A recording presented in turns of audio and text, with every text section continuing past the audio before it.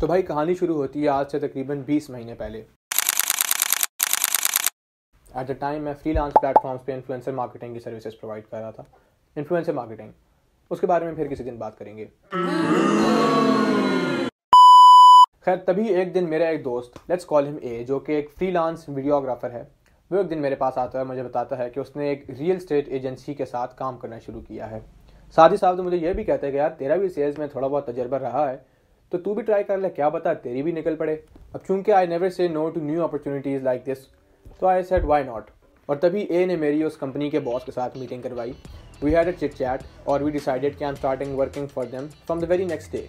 अब 4 महीने काम करने के बाद मैंने वो फील्ड, वो इंडस्ट्री और वो जॉब छोड़ दी। तो मैंने वो जॉब क्यों छोड़ी, पाकिस्तान में रियल एस्टेट की क्या इंडस्ट्री है, उसकी क्या हिस्ट्री है, वो कैसे काम करती है, एक average real estate agent Pakistan में काम करते हुए कितने पैसे कमा सकता है, एंड मोस्ट इंपॉर्टेंटली क्या आपको एक रियल एस्टेट एजेंट बनना चाहिए या नहीं। By the end of this video आपके पास इन तमाम सवालों के जवाब होंगे। भाई दुनिया भर में कुछ इस तरह से होता है कि अगर आपको एक रियल एस्टेट एजेंट बनना है तो उसके लिए आपको रियल एस्टेट लाइसेंस लेना पड़ता है। वो लाइसेंस लेने के लिए आपको कुछ टेस्ट पास करने पड़ते हैं। वो टेस्ट पास करने के लिए आपको कुछ क्वालिफिकेशंस लेनी पड़ती हैं। और ना सिर्फ ये बल्कि वो लाइसेंस लेने के बाद आपको हर कुछ साल के बाद अपने लाइसेंस को रिन्यू करवाना होता है। जबकि दूसरी तरफ पाकिस्तान में जो कुछ नहीं करता वो प्रॉपर्टी का काम करता है। Just kidding.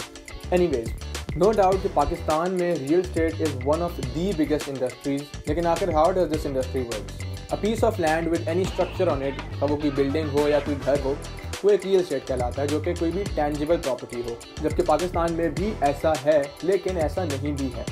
वो ऐसे कि पाकिस्तान में बहुत सी हाउसिंग सोसाइटीज़ हैं जो कि फिजिकली एग्जिस्ट नहीं करती, बट ऑन पेपर्स वो ना सिर्फ एग्जिस्ट करती हैं बल्कि वो करोड़ों और अरबों रुपए में बिकती भी हैं। अब ये कह देना कि ये सारा एक स्कैम है, ये भी इंटायरली ट्रू नहीं है, क्योंकि आज से 20 साल पहले बहरिया टाउन, जो कि one of the best living facilities इन पाकिस्तान है, वो भी जस्ट एक ऑन पेपर चीज़ थी। चूँकि पाकिस्तान में आपको एक रियल एस्टेट लाइसेंस नहीं लेना पड़ता और ना कोई इतनी खास रूल्स एंड रेगुलेशंस को फॉलो किया जाता है, इस वजह से बहुत दाल काली रहती है। तो आखिर रियल एस्टेट एजेंट्स और प्रॉपर्टी डीलर्स पाकिस्तान में इतने बदनाम क्यों हैं? अब क्योंकि हमारी कौम के ज़्यादातर लोगों को आदत है किसी भी ट्रक की बत्ती के पीछे लग जाने की, तो वो अमेज़ॉन का काम करना हो या वो प्रॉपर्टी का काम करना हो। अगर हमने देख लिया कि यार XYZ ने प्रॉपर्टी का काम किया और लाखों कमा लिए, तो बस अब सब ने ही प्रॉपर्टी का काम करना है। या किसी ने अमेज़ॉन के ऊपर PL किया और उसने लाखों कमा लिए, तो अब सब ने अमेज़ॉन ही करना है। अब इससे होता यह है कि बहुत से ऐसे लोग जिनको ना इस फील्ड के बारे में कुछ पता है, ना ये काम करना चाहते हैं, लेकिन सिर्फ और सिर्फ पैसे देख के वो इस फील्ड में आ जाते हैं और आके बहुत गंद करते हैं। This point is a very important one. क्या आपको एक रियल एस्टेट एजेंट बनना चाहिए या नहीं?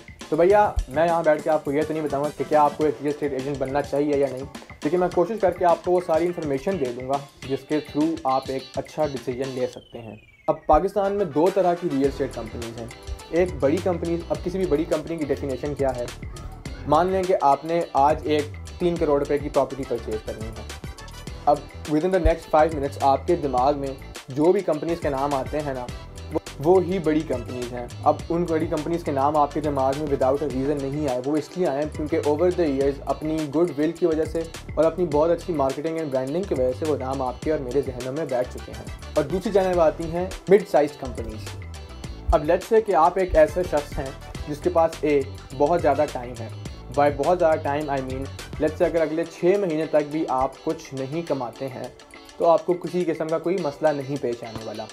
पॉइंट नंबर 2, आप एक ऐसे इंसान हैं जिसको नए लोगों से इंटरेक्ट करने में और मिलने में मज़ा आता है। You think that you're good in sales, ये इफ़ नॉट गुड तो you can become good over the passage of time. अगर तो ये 3 क्वालिटीज़ आप में मौजूद हैं तो फिर you can go for it. However, अगर आपको हर महीने के एंड में एक सर्टेन अमाउंट चाहिए ही चाहिए अपना घर रन करने के लिए या किसी भी वजह से, और आपको एक सिक्योरिटी चाहिए कि यार मुझे by the end of the month let's say lakh रुपया 1.5 लाख रुपया चाहिए, और फिर आप अपनी लगी लगाई रोजी छोड़ के रियल एस्टेट की फील्ड में जाते हैं, तो that might not work out good for you. या अगर आप कोई ऐसा इंसान है जिसको लोगों से मिलने का कोई खास मज़ा नहीं आता, कोई खास शौक नहीं है, तो in that case too I wouldn't suggest.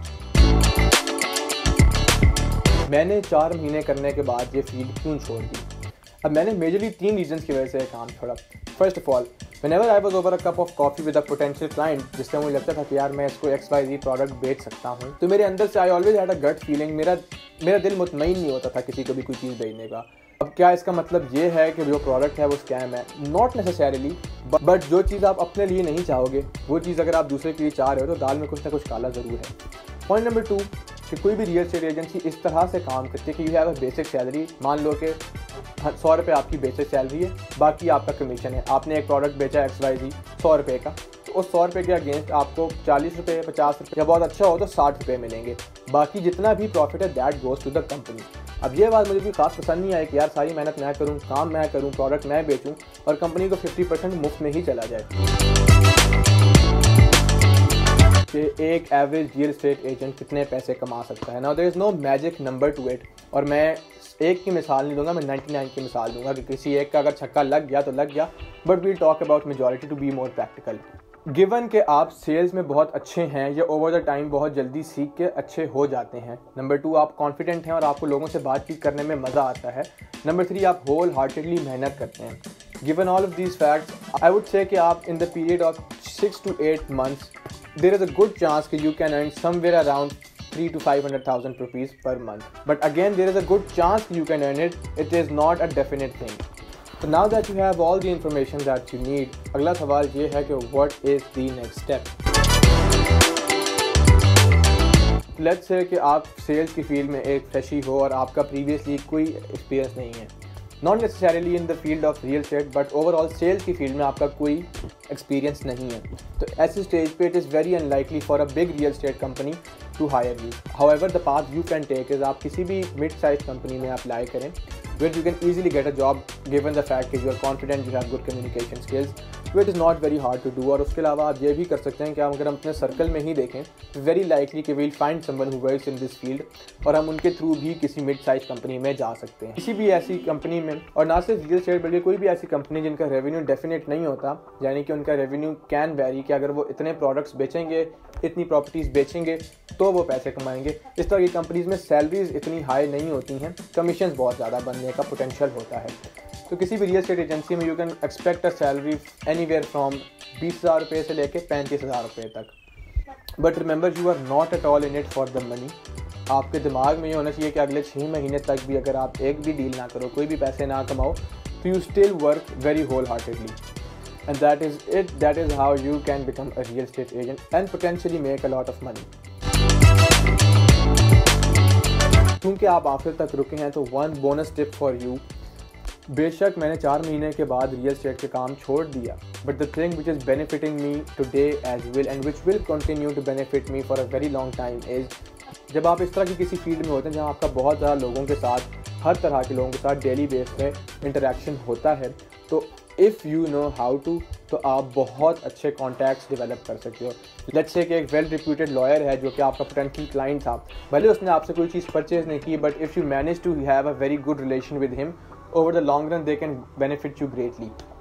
Let's say कि कोई एक कार डीलरशिप का ओनर है, लेट्स से कि आपके शहर का कोई बहुत अच्छा डॉक्टर है या इवन कोई पॉलिटिशियन है, तो इवन इफ़ ये लोग आपसे कोई चीज़ परचेज ना भी करें, but if you manage to keep a good relation with them, so in the long run they can benefit you a lot more than that one sale.